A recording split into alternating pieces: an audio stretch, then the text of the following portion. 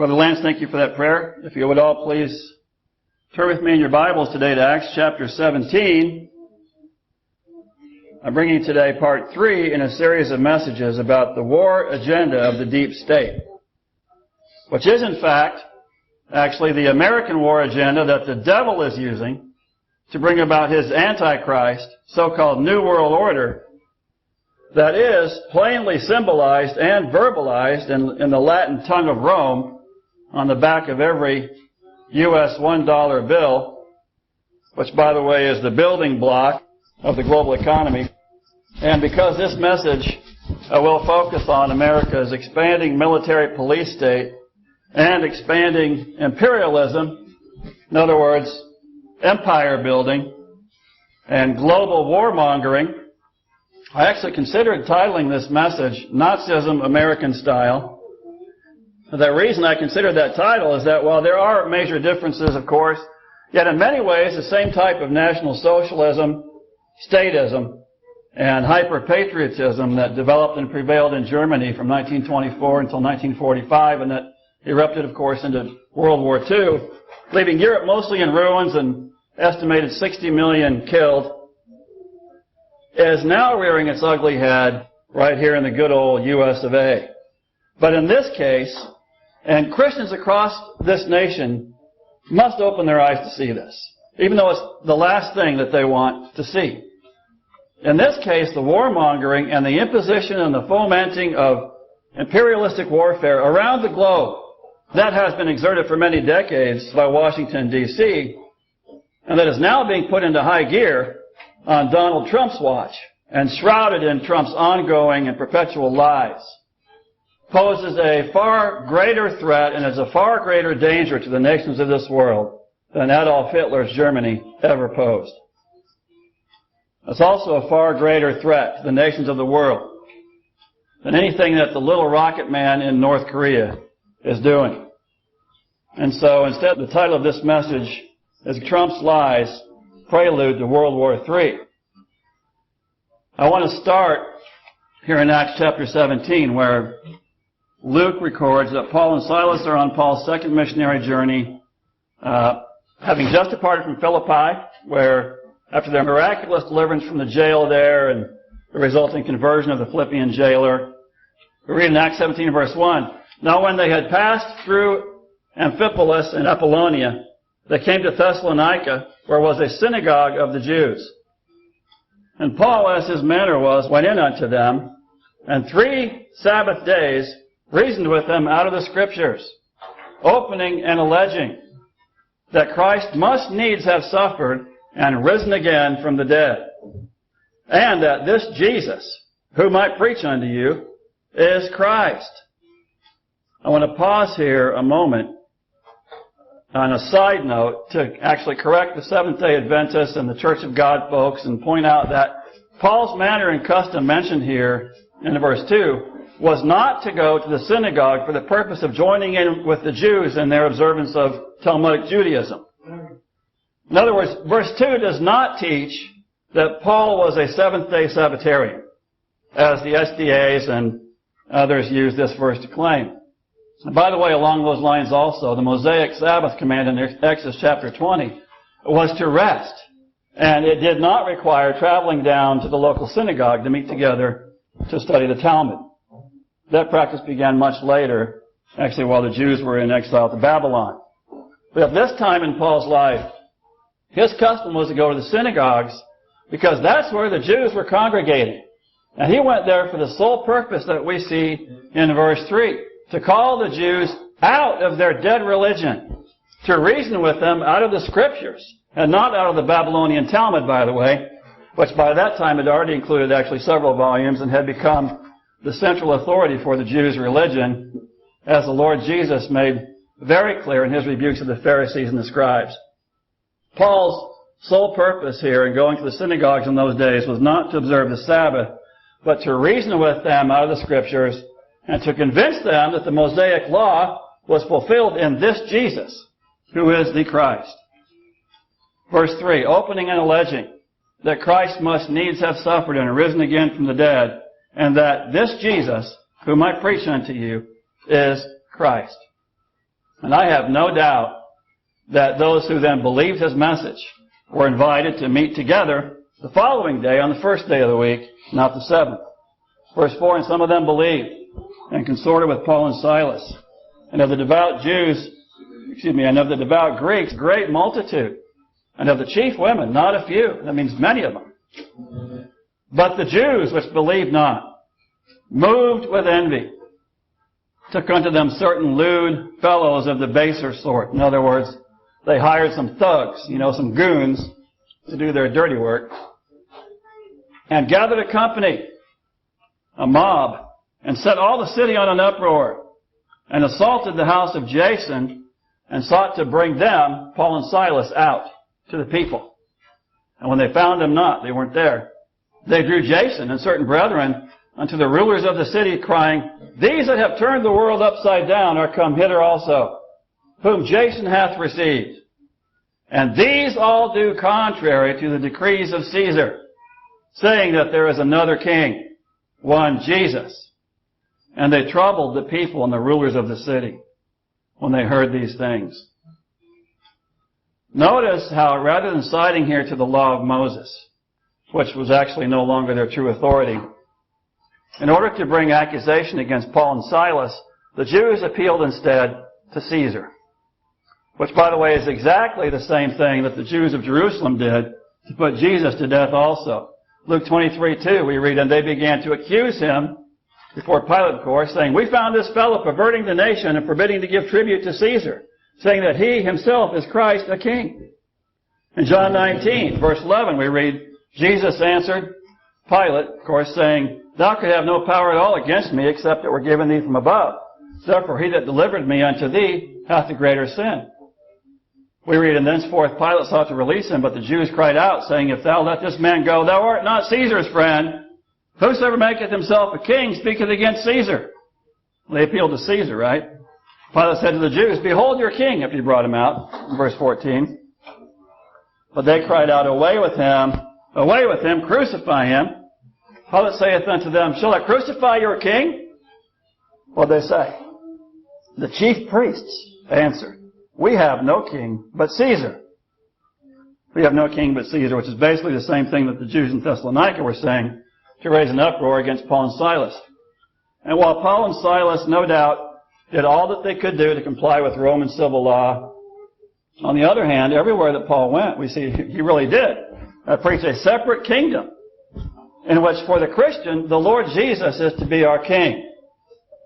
And for the Christian, Christ's law overrules Caesar's law, or at least it's supposed to. And it was this very doctrine. There is another king, one Jesus, and that his law overrules Caesar's law, that soon after these events resulted in the early Christians being declared enemies of the state by the Roman Caesars, and they were murdered and massacred by the hundreds of thousands. Verse 5, But the Jews which believed not moved with envy. That's their sole motivation here. That's the same reason, by the way, the Pharisees hated Jesus. We read that Pilate knew that they had delivered Jesus to him for envy. The Jews which believed not moved with envy, took unto them certain lewd fellows of the baser sort, gathered a company, set all the city on an uproar, and assaulted the house of Jason. Down to verse 8 we see, And they troubled the people and the rulers of the city when they heard these things. The reason I come to this passage of Scripture first today is because, like the Jews of Paul's day, there are now many Christians of our day whose primary authority is not the Bible. Sadly, like the people and rulers of the city of Thessalonica, there are some preachers out there across America, actually, that become very troubled and, in fact, take great offense when some preachers like me and a few others preach out against their Caesar, against the duplicity and the treachery of their man in the White House that they had placed their hopes in, thinking that he would do as he promised to make America great again. I actually had an unfortunate email exchange a couple of weeks back with one somewhat ignorant and very confused and unbalanced pastor of a church in Nevada who said that Chuck Baldwin and I are the evil ones for bashing Donald Trump, and who later said that the fight is now against the communists and preachers like me. My first reply to this pastor is from Isaiah chapter 5, which says, "Woe unto them that call evil good and good evil, that put darkness for light and light for darkness, that put bitter for sweet and sweet for bitter."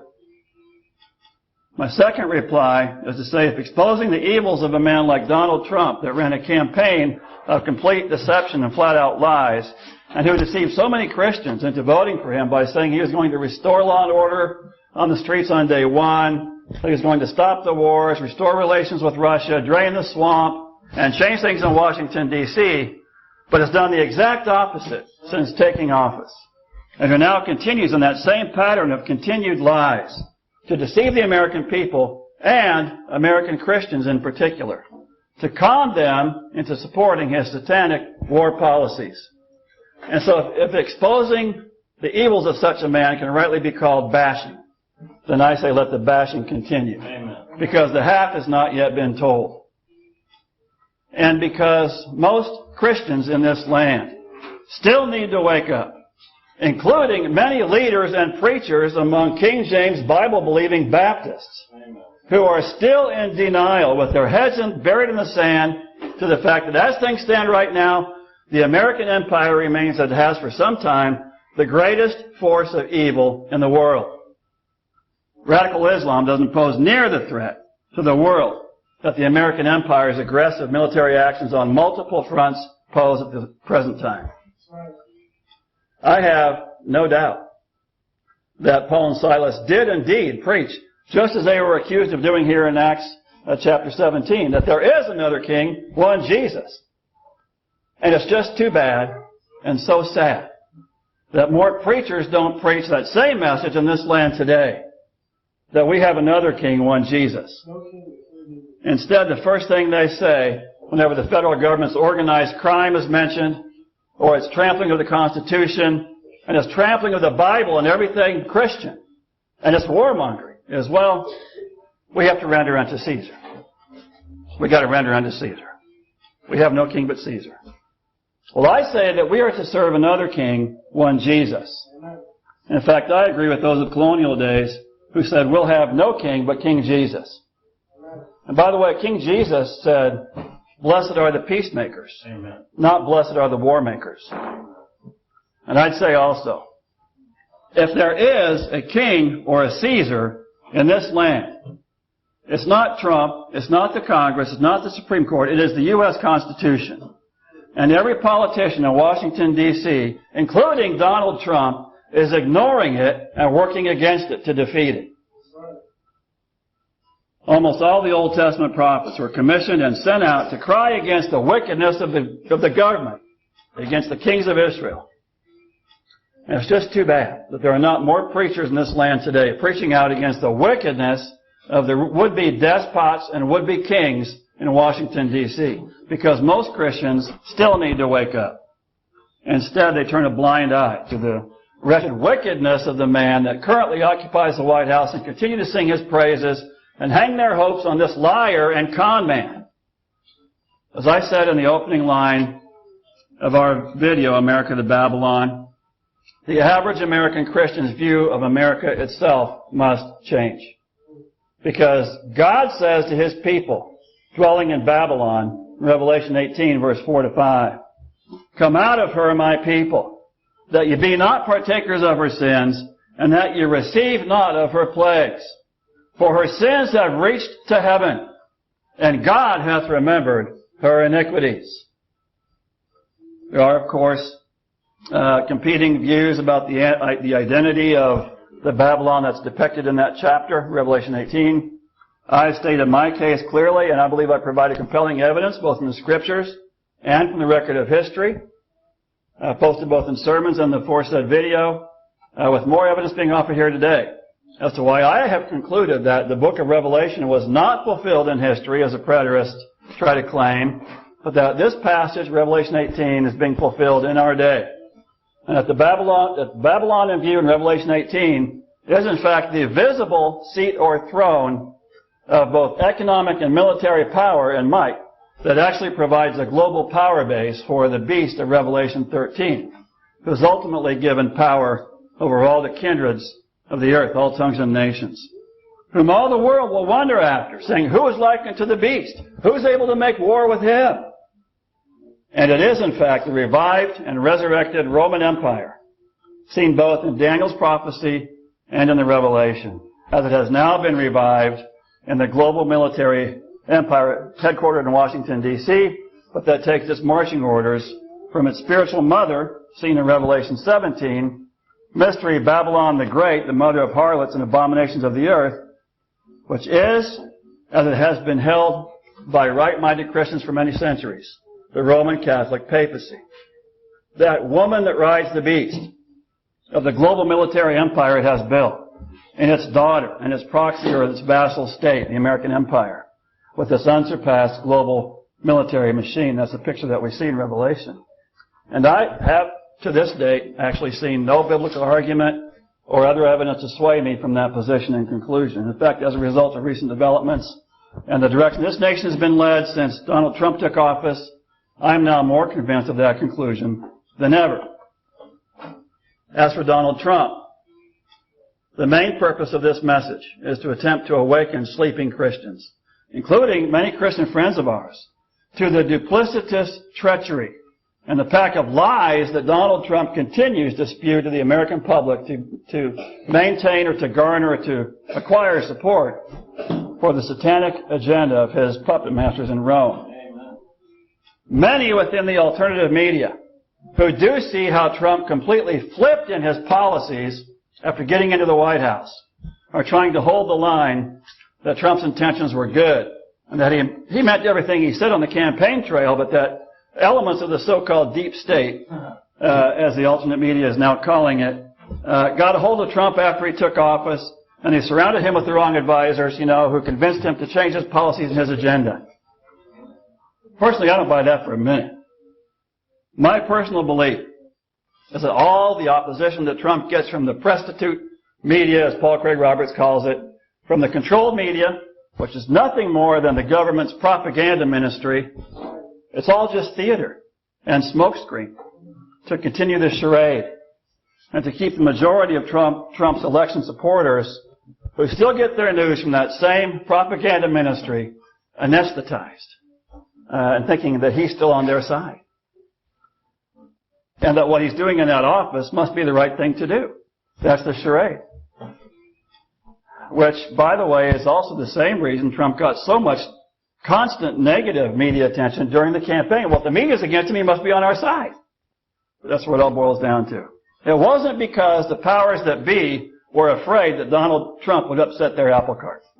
They weren't afraid of that. It was because they were well aware that during the Obama years, many people did awaken to the evils in Washington, D.C. And they needed a man who was all the time fully on their side, but that would gain popular support of the overwhelming masses who despised both Hitlery Clinton and Barack Obama. And Donald Trump was their double-crossing Manchurian candidate. The simple definition of which is a candidate running for political office who publicly supports, one group to win an election, but then uses his executive powers to assist the opposing group. It's a very old strategy that works over and over again, and that was used brazenly and overtly, but also very successfully by Mr. Trump. Ronald Reagan's nickname was the Gipper, from a movie role that he once played. "Go and one for the Gipper," he said to George Bush at the 1988 Republican Convention. I propose that Trump's stunning reversals since taking office from the agenda that he championed during his campaign has earned him a new nickname as well. In fact, I propose that this new nickname goes with an old theme song that goes like this. Here we go. Here's the theme song. Can you guys hear that? They call him Clipper, Clipper, faster than lightning. Does that come through the microphone there? Yeah. He's smarter than he. They call him Clipper, Clipper, no one you see.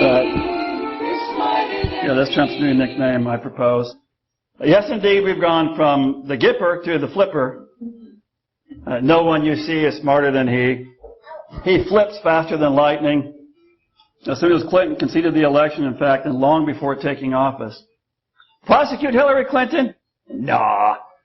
The Clintons are very nice people, don't you know? And America owes Hillary Clinton a major debt of gratitude for her service to our country. Personally, I've come to the conclusion that the powers that be never did want Hillary Clinton in office. They knew that she carried far too much criminal baggage and would get too much real opposition from the alternative media and the populists. They knew full well they had a big problem posed by the level of truth that some of the alternative media were putting out about Obama and his controllers and their plans for a new world order, and that the majority of the American people no longer trust the major network media. And so they said, well, we need someone who will be perceived as an outsider, who the people will think they can trust, and they selected Trump. And they turned their media outlets and their establishment politicians against him to enhance the deception and the ruse that Trump was an outsider. And so they put their Manchurian candidate into office, who's now serving their agenda to a T. They used that exact same strategy to get the Federal Reserve Act passed back in 1913. I've talked about that before. They sent bankers out to preach against the Federal Reserve Act, so people think, well, hey, they're preaching against it. It must be good. We need this thing. Exact same strategy.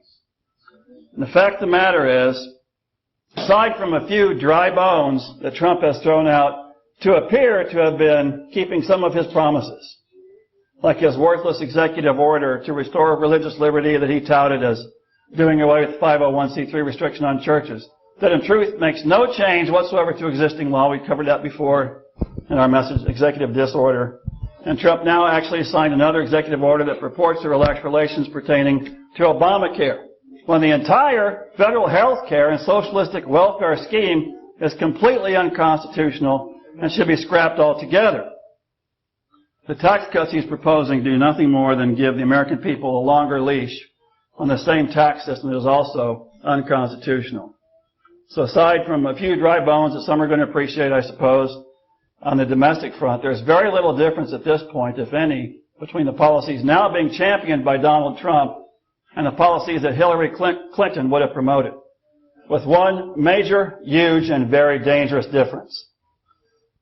Because America's war policies, including its ongoing fomenting of war with Russia, are now being advanced by Donald Trump in precisely the same way they would have been under Hitlery Clinton.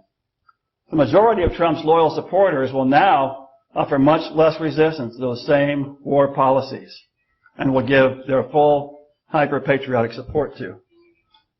So in that regard, Donald Trump is more dangerous than that wicked witch of the East, Hitlery Clinton. Just as allegedly conservative George W. Bush Jr. did far more damage to the Constitution and brought far more police state tyranny into this country than Bill Clinton ever did. Clinton couldn't have done that, but Bush did. Trump will do the same thing. And we're about to see this war agenda put into overdrive. I would add here, even if it were true that Trump's intentions were good before he took office, but that somehow he was turned to the dark side like Darth Vader in Star Wars. Perhaps he received an offer he couldn't refuse from the Godfather, from Pope Jorge Bergoglio, to toe the line or end up like John F. Kennedy. The degree to which Trump has reversed himself, far more than any other president in recent memory, in my memory, should be all the proof that anyone should need of the extent to which the man that holds that high office is merely a figurehead and a puppet. That the Oval Office is completely controlled by the so-called deep state, or by what others call the shadow government. Some diehard Trump loyalists have defined this deep state that Donald Trump obviously serves as Obama or Clinton loyalists that remain in high appointed positions in the various executive departments and who are working in a coordinated effort, to undermine Mr. Trump's wonderful agenda. This, of course, is utter nonsense, complete disinformation and smokescreen. There may well be many such Obama and Clinton loyalists still in executive departments. But that makes no difference because despite all of Mr. Trump's empty rhetoric, boasting, and patriotic nonsense about making America great again, Trump and Clinton and Obama, along with Bush Jr., Wild Bill Clinton, Bush Sr., and even Ronald Reagan before them all serve the same master and the same agenda. Others have blamed all America's wars just as Hitler did on the Jews. They have defined the deep state as the Rothschild Zionist Israel lobby who run the banks. This, too, is a smokescreen. While Zionism is an integral element of the globalist scheme, the fact is that the Jews have been used for many centuries as the scapegoats for the true satanic force that now controls Washington, D.C., which I believe we have proven is, in fact, the Vatican in Rome, operating through its vast international army of Jesuit soldiers that have thoroughly infiltrated every branch of government in Washington, D.C., executive, legislative, and judicial, which also has used its counterfeit, apostate, pagan perversion of the Christian faith to control its billions of loyal subjects worldwide in every nation to mask its primary, perpetual, and overarching goal of global domination. And not only does that identification of the deep state, the Vatican in Rome, align perfectly with the aforementioned scriptures, but it also aligns perfectly with the well-documented facts of history and the centuries-old clandestine activities of the Jesuits, whose goals and methods have not changed in the slightest from their inception by Ignatius Loyola in 1534 until the present time. Their goal, as the Bible plainly prophesies, is to install their king, their false Christ, on God's holy hill of Zion. And that's where Zionism enters in. Which, by the way, is why the Vatican works hand in glove with Zionist Jews and why the Rothschild court Jews have for a few centuries now held the office of the guardians of the Vatican treasury. In other words, the Rothschilds run the banks on behalf of and at the behest of the Vatican in Rome. That's also why America's foreign policy is so pro-Zionist, pro-Israel. It's not because America is a Christian nation and all the presidents have been Bible believers and dispensationalists that love Israel. That's not why. It's because the Vatican wants that holy hill of Zion. And that's also why we read in Psalm chapter 2 that God laughs at them. He holds them in derision, which means God derides them, or He holds them in mockery and contempt. And He says to them, "Yet have I set my king on my holy hill of Zion." God says to them, just as Paul and Silas said, there is another king, one Jesus. And that holy hill belongs to Him. So that old adage is very true. All roads do still lead to Rome, or at least all the evidence leads to Rome as to who truly runs the show and pulls the strings in Washington, D.C. In September of 2015, the man who dares to call himself the vicar or substitute of Christ, Jorge Bergoglio, a.k.a. Pope Francis, the Papa, made a historic speech to Congress. It's no coincidence that the day following that speech, after former House Speaker, devout Roman Catholic John Boehner had a private meeting with the Pope, that Boehner announced his resignation from that high office, apparently after his godfather gave him leave to do so.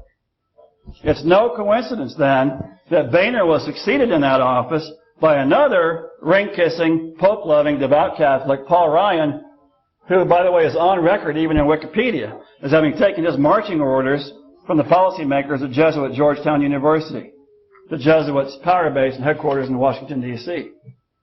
And it's no coincidence that the U.S. Supreme Court is dominated by 6 Roman Catholic justices, who are then accompanied by 3 court Jews, pun intended.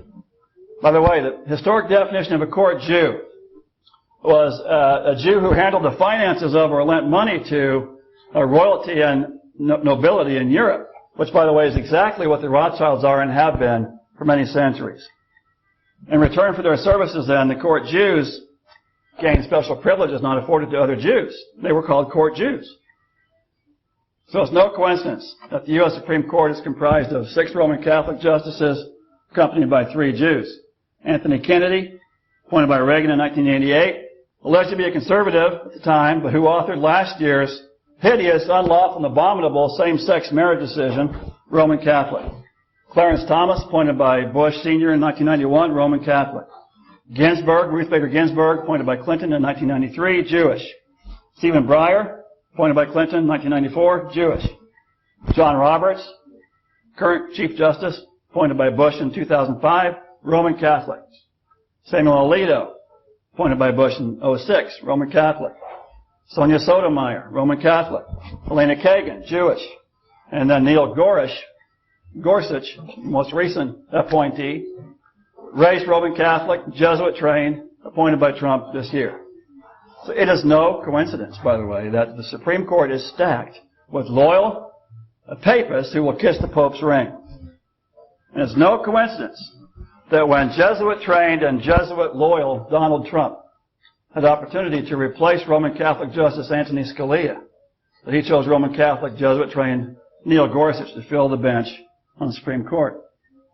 It's also no coincidence that when Donald Trump first announced his first trip overseas as president, he mentioned only 2 stops. At first, he mentioned 2 stops, one in Saudi Arabia and one at the Vatican. Of course, the trip actually, his itinerary actually included 5 stops.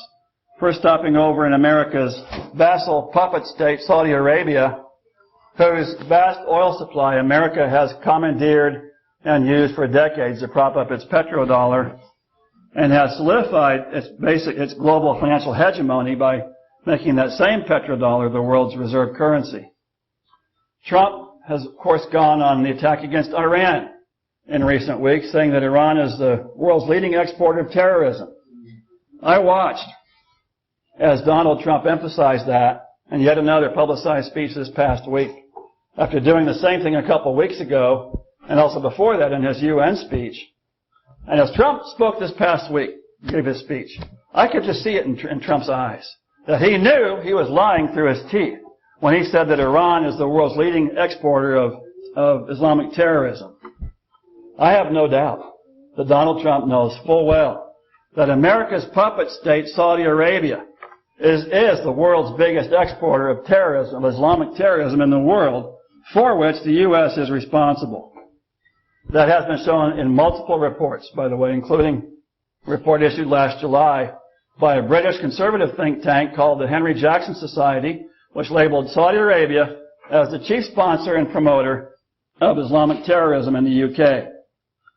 It's no secret that the terrorists blamed for the 9/11 2001 attacks were Saudi Arabians.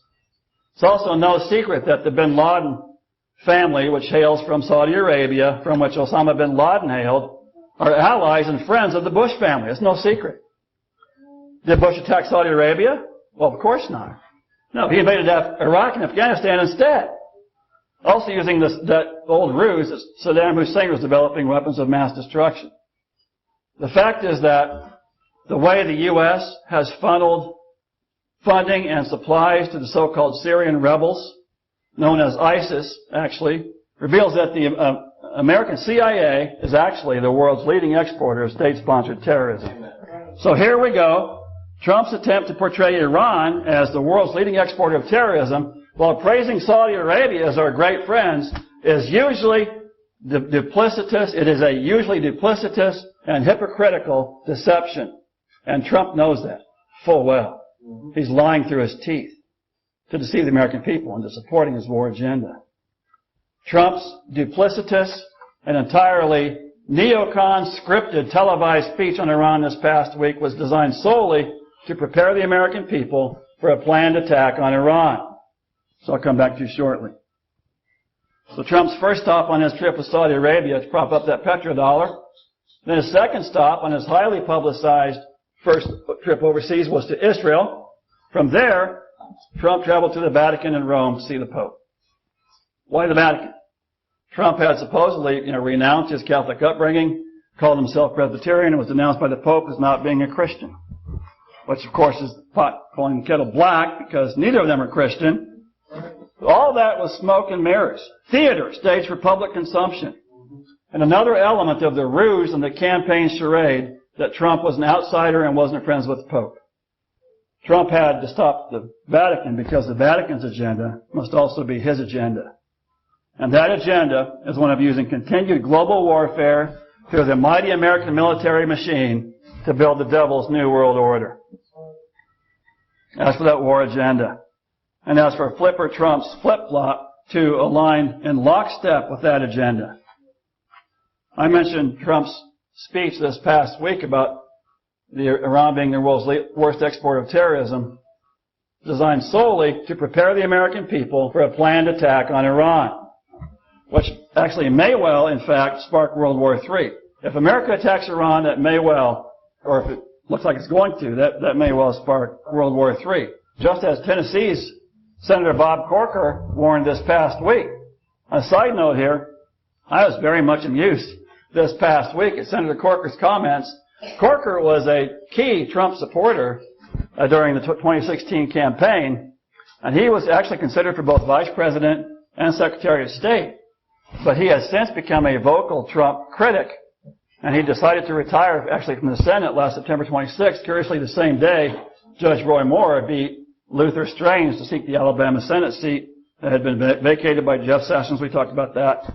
Chuck Baldwin actually says that Corker resigned because Judge Moore knows all about how Corker worked with Luther Strange to rip off the people of Alabama.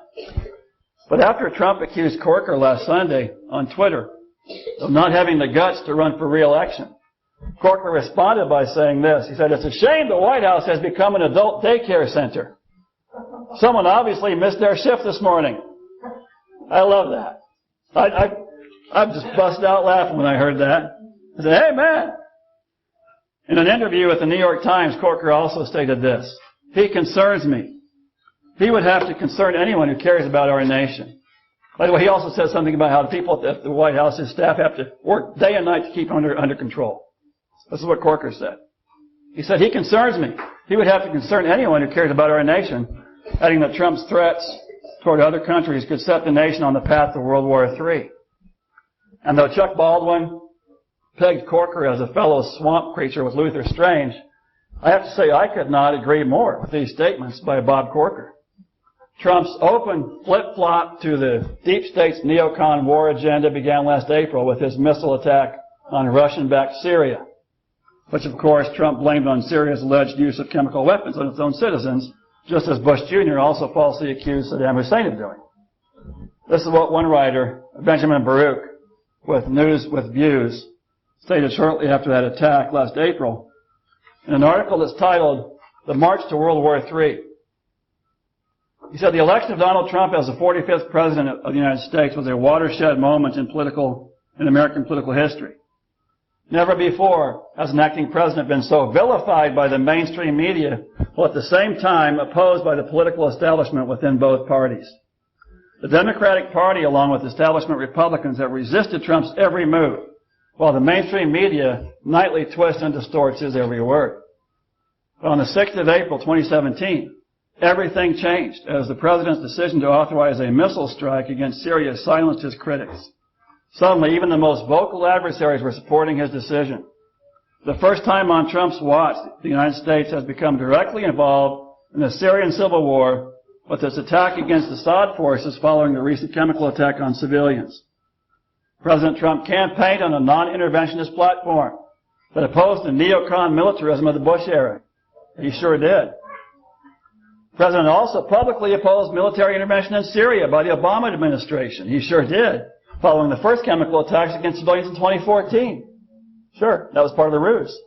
Sadly, U.S. foreign policy is once again following the neocon agenda of Dick Cheney and Donald Rumsfeld.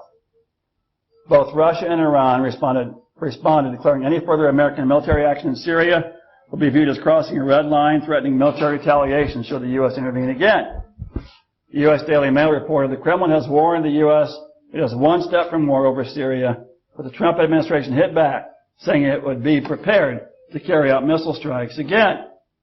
Russian Prime Minister Medvedev, talked about him before, commented, "This military action is a clear indication of the U.S. president's extreme dependency on the views of the Washington establishment, the one that the new president strongly criticized in his speeches." So the Russians see this duplicity. Why can't American Christians see it? I don't know. But Trump's duplicity is obvious and evident to all, including the Russian leadership, all overseas, that is. To supplement Bob Corker's recent comments that Trump is leading us into World War III, This same article describes Russia's preparations for just such a war. Just two paragraphs. He said the general public in the West assumes the United States is a lone superpower and therefore can act unilaterally without serious consequence. The thought that U.S. forces might be defeated by the communist nations is dismissed as absurd. Unfortunately, this confidence in the American military supremacy is no longer based upon reality, he says, and rather now relies on hubris alone. The belief that the U.S. remains the world's lone superpower is seriously misplaced as the balance of military power has shifted dramatically over the last 15 years, only no one bothered to inform the American public. The U.S. no longer holds a clear upper hand in today's conventional or nuclear battlefield, so this guy says. Russia and their communist allies are now armed with new fifth-generation weapons, missiles that is, including hypersonic missiles, and Russia has surrounded itself with an impenetrable ABM missile shield. These new weapons have shifted the balance of power decidedly in our enemy's favor. Russian defenses include the S-500 dual-purpose ABM and anti-aircraft missile system. This is a war-winning weapon to which the U.S. has no countermeasures and which may place the U.S. in a position of nuclear blackmail should a conventional war erupt. To state this bluntly, Benjamin Brooke says, Russian defensive capabilities can stop a U.S. ICBM attack while the U.S. is defenseless against a similar Russian strike. He says World War III is coming and the U.S. is likely to suffer catastrophic losses. That's what he says. And except for the fact that it actually appears that the Pentagon leadership believes the U.S. can actually win such a war after surviving a first strike, perhaps through some secret weapon no one knows about, this article does confirm what I shared last year, put out by Joel Skousen, regarding Russia's ongoing modernization of its ICBM systems, actually assisted by funding from Wall Street bankers.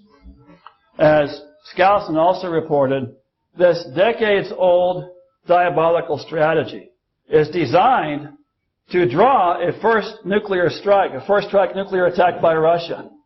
The globalists actually want World War III because they see this as the only way to create their new world order out of chaos, as the mythological phoenix allegedly arises out of the nuclear holocaust. And this strategy does appear to have been put into high gear on Mr. Trump's watch. In addition to Trump's aforesaid missile attack on Syria last April, such provocations against Russia have been ongoing.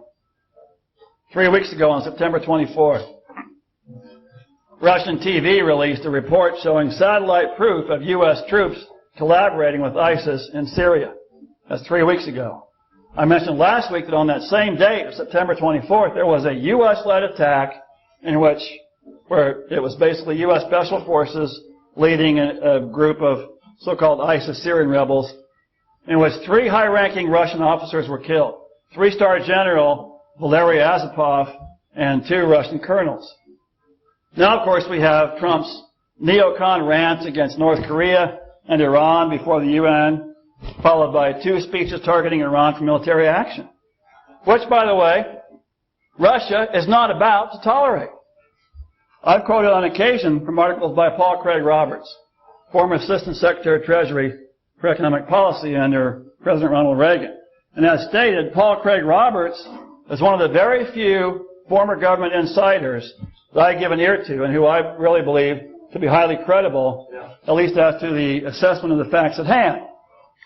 In one article called Patriotism is a Two-Edged Sword, which I recommend that you read, Paul Craig Roberts analyzes Trump's intrusion into the NFL players' protest during the national anthem, and he rightly states that critics of NFL players' decision not to participate in a ritual of the state religion are attacking a right guaranteed under the U.S. Constitution.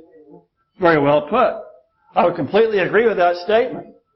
I also wanted to quote another excellent article by John Whitehead, who was constitutional attorney with the Rutherford Institute, but no time to do so. But I would add to what Robert says there that it does no dishonor, as they're claiming, to American soldiers who gave their lives for this nation to refuse to stand for the national anthem. If a soldier gave his life for this nation, it was in defense of the rights that the U.S. Constitution was framed to protect, including the right to freedom of expression. They died for their right to kneel. during the anthem. And it does far more disservice to the memory of those soldiers that died for America, far more disservice for Donald Trump and his Jesuit lackey Vice President Mike Pence, who walked out on a football game in counter-protest of the NFL players' protest. Far more disservice for them to violate their oaths of office by taking up this ridiculous, hyper-patriotic crusade against the constitutional right to freedom of speech and expression. For them to do that is a violation of their oath, because they're supposed to uphold and defend the Constitution.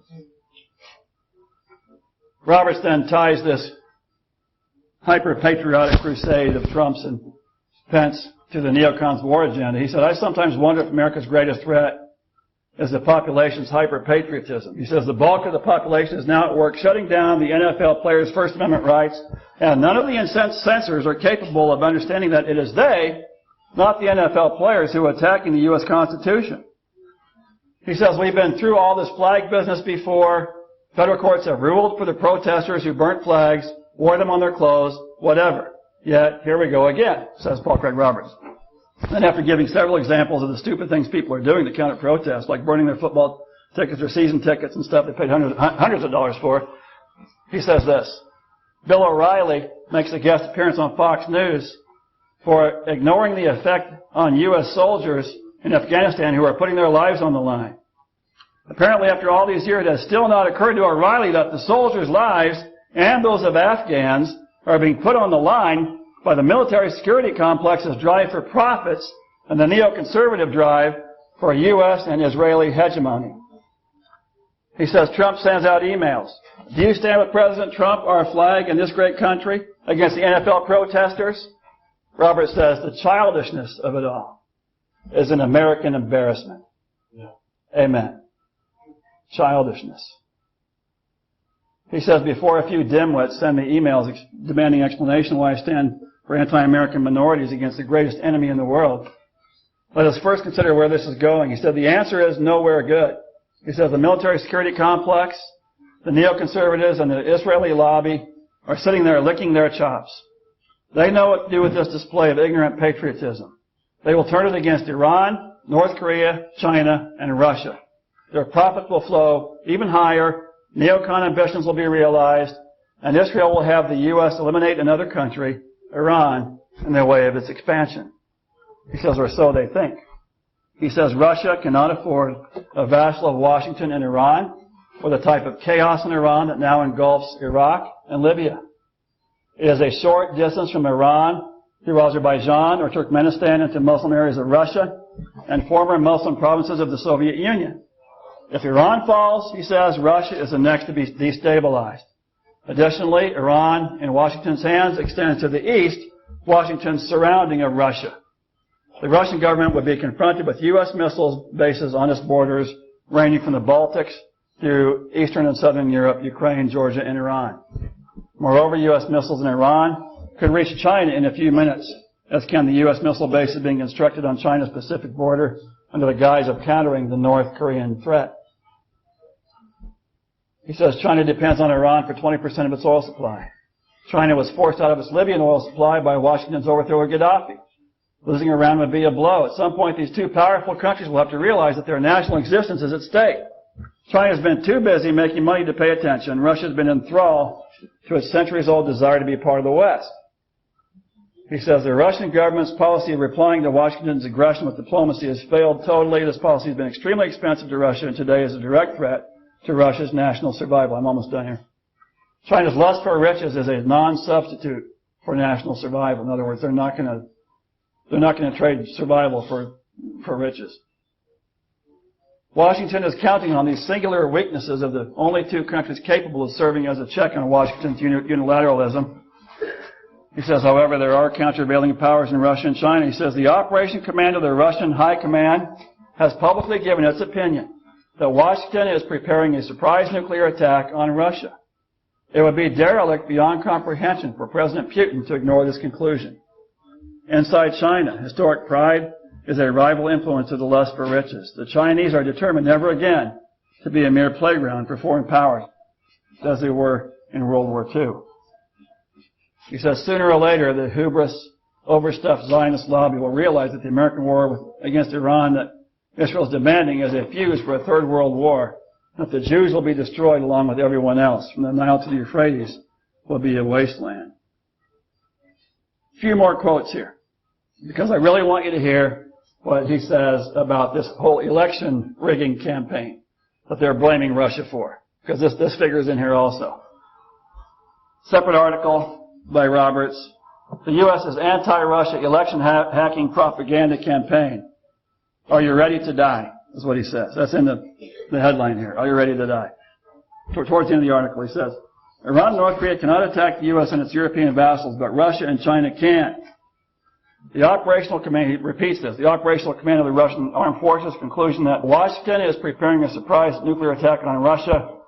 Instead of reassuring the Russians that no such planning is in the works, Washington has instead pushed further the fake news Russiagate story with the false report that Russia has hacked the election of 21 states. It says, what is the point of U.S. security agencies such as Homeland Security, CIA, FBI, NSA constantly filling the propaganda machine known as the American media with lies about Russia? Russia must wonder as well. Russia knows that they are lies. Russia knows that it does no good to refute the lies because the West has a propaganda ministry instead of a media. Russia knows that Washington told lies about the Taliban, about Saddam Hussein, Gaddafi, Assad, and Iran. What does Russia conclude?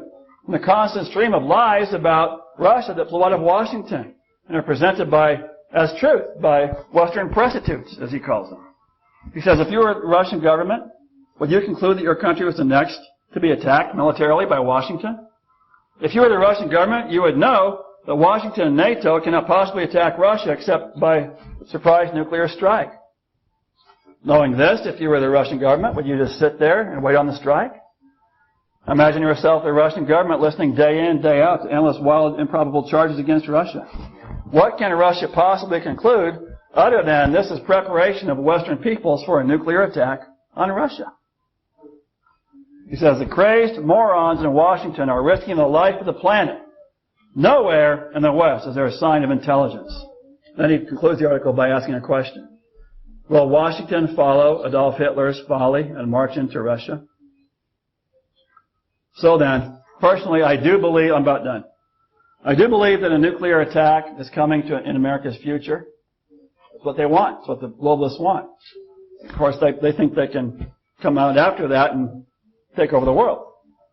My position, as stated in previous messages, is that the 7-year covenant described in Daniel 9:27 will be the direct result of that exact type of a war.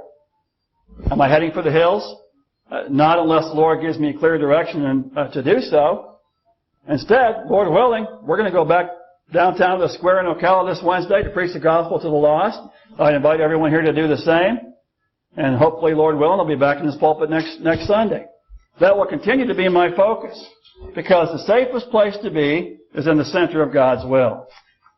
There is actually much more ground I wanted to cover in this message I don't have time for, including multiple proofs that have surfaced that the Las Vegas shooting, there were multiple shooters involved in that mass murder, and that the aging non-military millionaire gambler and patsy that the feds have blamed was probably not the shooter at all. All kinds of evidence is surfacing. I may come back to that next week as the Lord leads, we'll see. But I just wanted to bring this to a conclusion and application. In part 2 of this series, I presented some principles and conclusions from the Scriptures about the Christian's warfare. Conclusion number 1, if you recall, is contrary to the war doctrines of the Catholic Church, also held to by so-called reformers, Luther and Calvin. Doctrinal heresy is not a capital crime worthy of death. And then also as Christians, we are called to spiritual warfare, not carnal. As Paul says in 2 Corinthians 10, the weapons of our warfare are not carnal, but mighty through God, pulling down strongholds. Our mightiest weapon is the Word of God, with which we are to pull down satanic strongholds of deception and delusion. Also, as Christians, we are called to peace. And we're also called to suffer for Christ, being sent out as sheep among wolves. All through the New Testament, in almost every chapter, we see that. Then we balance those conclusions also with the statement that in some situations, Christians do have a biblical right to self-defense and also have a duty to protect and defend others from harm. And beyond that, we saw in Hebrews that the New Testament does make allowance for organized armed warfare and the raising of local militias for the purpose of self-defense, as we saw Abraham did back there in Genesis, 14. However, the wars America is engaging in are by no means for the purpose of anyone's defense. Amen. These are completely offensive wars designed to destabilize the entire planet and create the devil's global government and new world order. Before that, in part one of this message series, I presented the history of what some call the Christian just war theory, as developed by Augustine in the 4th century A.D., which we, of course, expose as being not at all Christian, but fully Roman Catholic, formulated for the purpose of justifying the Catholic state church's persecution, prosecution, and extermination of Bible-believing nonconformists.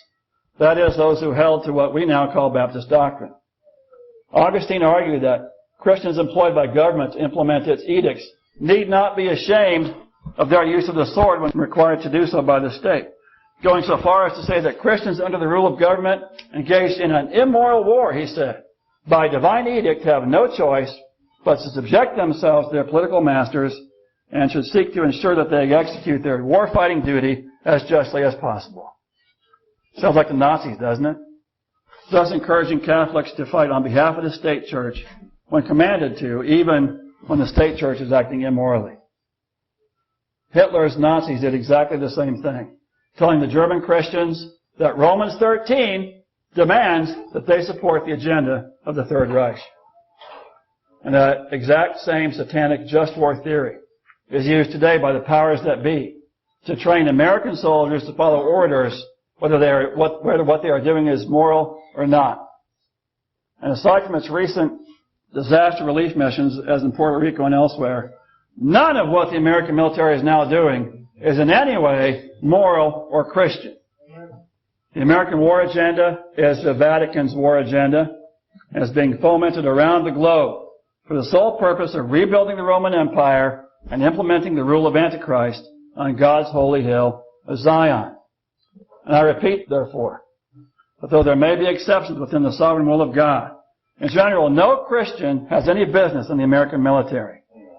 And as stated earlier in the message, the average American Christian's view of America itself must change. Christians must wake up to the wickedness of the modern American war agenda and must, as Christians, stand against it. In a similar fashion, the Israelites of old in captivity in Babylon, we today are God's people dwelling in the midst of modern-day Babylon and somewhat in captivity to it. And I believe and state without hesitation that the message of Revelation 18:4-5 applies to us today more directly than it has ever to any people. Where John says, "And I heard another voice from heaven saying, Come out of her, my people, that ye be not partakers of her sins, and that ye receive not of her plagues. For her sins have reached unto heaven, and God hath remembered her iniquities." The brand of compelled, nationalistic American patriotism being pushed by the neocon con man in the White House is not only completely unconstitutional and a direct attack on freedom of speech and of thought, and not only does it closely mimic the very same type of forced patriotism demanded by Hitler's Nazis, but it is nothing more and nothing less than statist idolatry. That's right. And I'd like Donald Trump to know that, like Paul and Silas, I serve another king, one Jesus. Despite Donald Trump's own claims and the claims of the Pope-loving spiritual prostitute, adulteress, and so-called preacher Paula White, who claims to have led Trump to the Lord, from his actions and from his words, I say Donald Trump is no Christian and has never met the Savior. He is a servant of his father the devil and the Pope of Rome. And by the way, I'd say the same for Paula White. By their fruit ye shall know them. And Donald's fruit is rotten to the core. God says, Come out of her, my people, that ye be not partakers of her sins, and that ye receive not of her plagues. And I couldn't care less how many preachers get mad. And when I say this, and I post this message online, that having been built on the backs of American slaves, I don't know that America ever was a great Christian nation. But if it can be said that it was, as the Supreme Court once declared, a Christian nation, that is certainly no longer true. And to the contrary, it has become, as described in Revelation 18 verse 2, the habitation of devils and the hold of every foul spirit and the cage of every unclean and hateful bird. And so God says, come out of her, my people, that you be not partakers of her sins, that you receive not of her plagues. What's it mean to come out of her? In my opinion, it doesn't mean you have to move out of the country geographically, although I would suggest that people who live in large metro areas move to smaller towns and won't be targeted by a Russian nuclear attack. So what does it mean to come out of her? I say it means the same thing that Paul says in 2 Corinthians chapter 6, verse 14. Be not unequally yoked together with unbelievers. For what fellowship hath righteousness with unrighteousness? And what communion hath light with darkness? And what concord hath Christ with Belial? Or what part hath he that believeth with an infidel? And what agreement hath the temple of God with idols? For ye are the temple of the living God. As God has said, I will dwell in them and walk in them. I will be their God, and they shall be my people. Verse 17, Paul says, Wherefore come out from among them, and be ye separate, saith the Lord, and touch not the unclean thing, and I will receive you, and will be a father unto you, and you shall be my sons and daughters, saith the Lord Almighty. Same thing John says in Revelation 18, Come out of her, my people, that you be not partakers of her sins, and that you receive not of her plagues. Amen. Let's pray. Father in heaven, Lord God, these are very somber things we're talking about here today. Lord, we've not been given a spirit of fear, but of power and of love and of a sound mind. Lord, I do pray that you would encourage all of us, encourage our hearts, help us to put to action Jade's lesson from first hour about patience, and help us to willingly endure persecution, to willingly endure whatever comes our way. Help us, Lord God, to be wise in these days. Help us, Lord, to come out and be separate. Help us to know what you mean when you say, Come out of her, my people, that you receive not of her plagues. All these things we pray in the mighty name of the Lord Jesus. Amen.